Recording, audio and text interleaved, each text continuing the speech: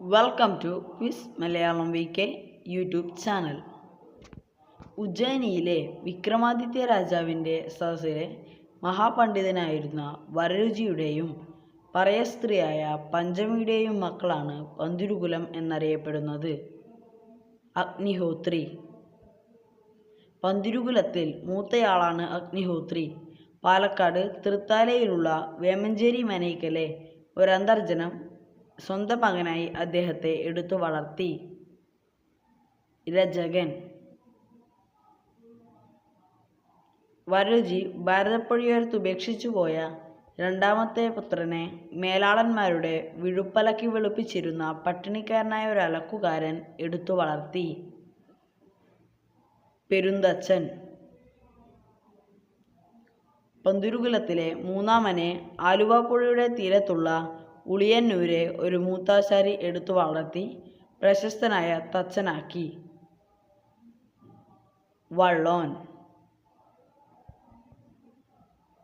വരരുചിയുടെ തമിഴ്നാട്ടിലൂടെയുള്ള ദേശാടനത്തിനിടയ്ക്കാവാം പറയിപ്പെണ്ണ് അവനെ പ്രസവിച്ചത് എന്ന് കരുതപ്പെടുന്നു. അവർ ഉപേക്ഷിച്ച കുട്ടിയെ ആദ്യം വള്ളക്കാരനായ കാട്ടുമാടൻ എടുത്തു വളർത്തി. വടുതല നായർ. ഭാരതപ്പുഴയോരത്തെ തൃത്താലയ്ക്കടുത്ത മേഴത്തൂർ വംശത്തിലെ കുണ്ടുളി നായർ തറവാട്ടിൽപ്പെട്ടവരാണ് വടുതല നായരെ എടുത്തു വളർത്തിയതെന്ന് കരുതപ്പെടുന്നു. കാരയ്ക്കൽ മാത.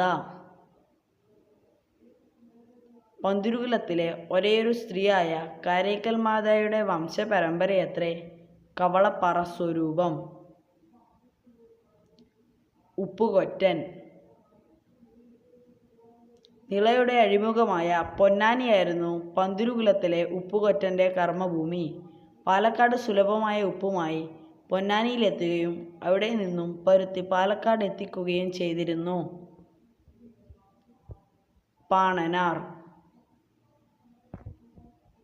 ദരിദ്രനായ ഒരു പാണനാണ് പാണനാരെ എടുത്തു വളർത്തിയത്. തൂയിലുണർത്തലാണ് പാണന്റെ കുലവൃത്തി. നാറാണത്തു ഭ്രാന്തൻ. തൂതപ്പുഴയുടെ തീരത്തുള്ള ചെത്തല്ലൂരിലെ നാരായണമംഗലത്ത് മനയിലാണ് നാറാണത്തു ഭ്രാന്തൻ വളർന്നത്. വിചിത്ര സ്വഭാവക്കാരനായിരുന്ന അദ്ദേഹം വലിയ പാറ മലയിലേക്ക് ഉരുട്ടി കയറ്റുകയും താഴേക്ക് ഉരുട്ടിവിടുകയും ചെയ്തിരുന്നു. അകവൂർ ചാത്തൻ. ആലുവയിലെ വെള്ളാരപ്പള്ളിയിലെ അകവൂർ മനയിലെ കാര്യസ്ഥനാണ് എടുത്തു വളർത്തിയത് എന്ന് വിശ്വസിക്കുന്നു.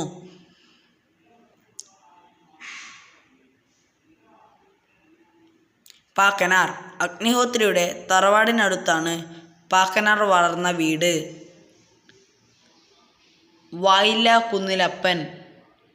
പന്തിരുകുലത്തിലെ പിൻഗാമികളില്ലാത്ത ഏക സന്താനമാണ് Vayilla Kunnilappan. Thanks for watching. പുതിയ വീഡിയോകൾക്കായി എൻ്റെ ചാനൽ സബ്സ്ക്രൈബ് ചെയ്യൂ.